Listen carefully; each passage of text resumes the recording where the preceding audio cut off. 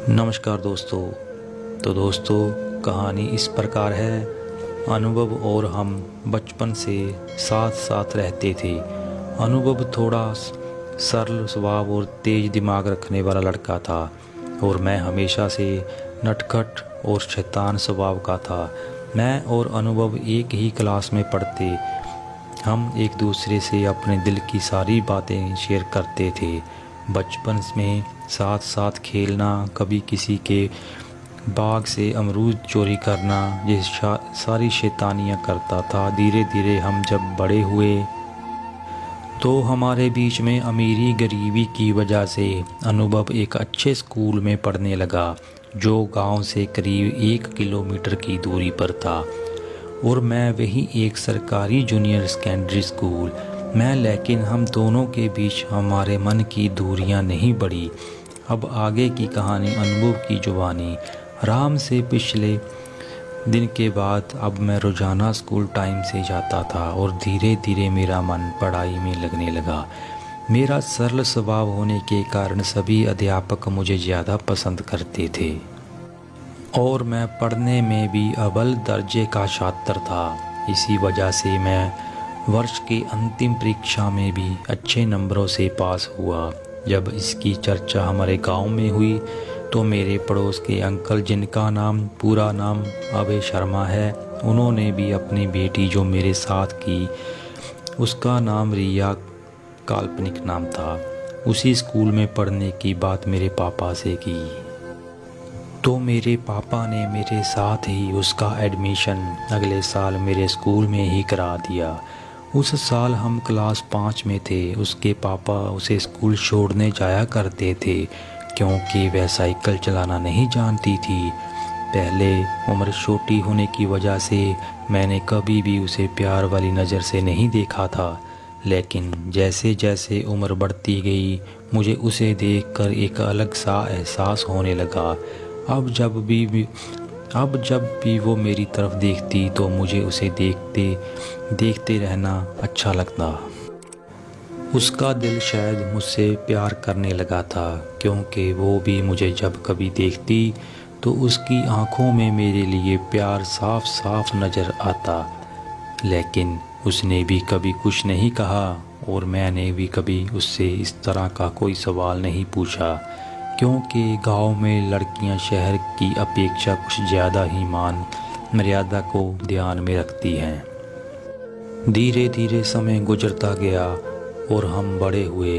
उम्र ने अपना मोड़ लिया और प्यार भी अब एक दूसरे के दिल में अपनी जगह बना चुका था। लेकिन जब मैं तन्हा होता तो मैं उसे अपने मन की एक उम्र की लहर मानकर हमेशा टाल देता।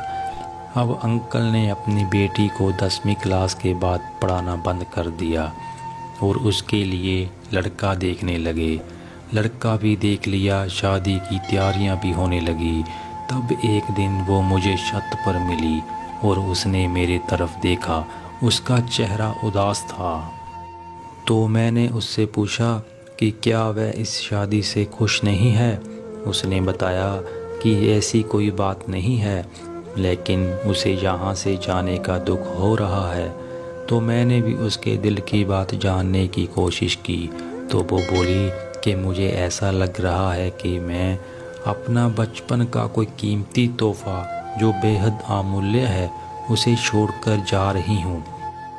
अब मेरी समझ में आ गया कि मैं मेरे दिल में जिस बात को वहम समझता था वो मेरा इश्क, इसके लिए प्यार था, लेकिन अब वक्त अपनी रफ्तार पर था।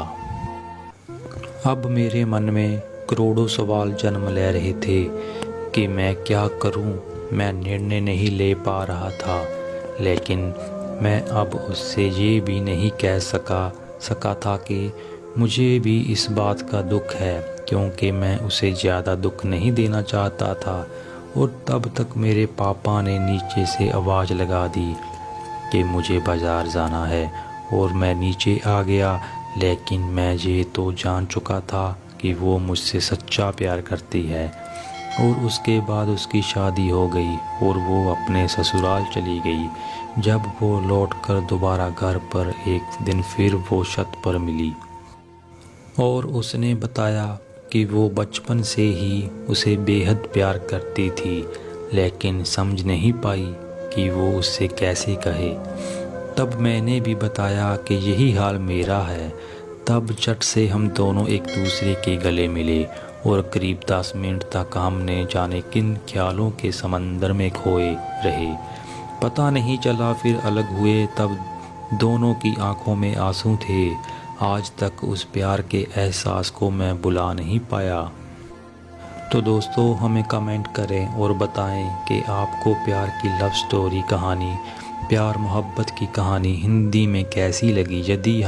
यदि ये कहानी आपको अच्छी लगी हो तो कृपया इसे शेयर ज़रूर करें। इस कहानी को पढ़ने के लिए बहुत बहुत धन्यवाद। आपका दिन मंगलमय हो। दोस्तों, उम्मीद करता हूँ आपको मेरी स्टोरी पसंद आई होगी। पसंद आई हो तो वीडियो को लाइक और चैनल को सब्सक्राइब जरूर करना। तो मिलते हैं एक ऐसी ही वीडियो के साथ, तब तक के लिए नमस्कार।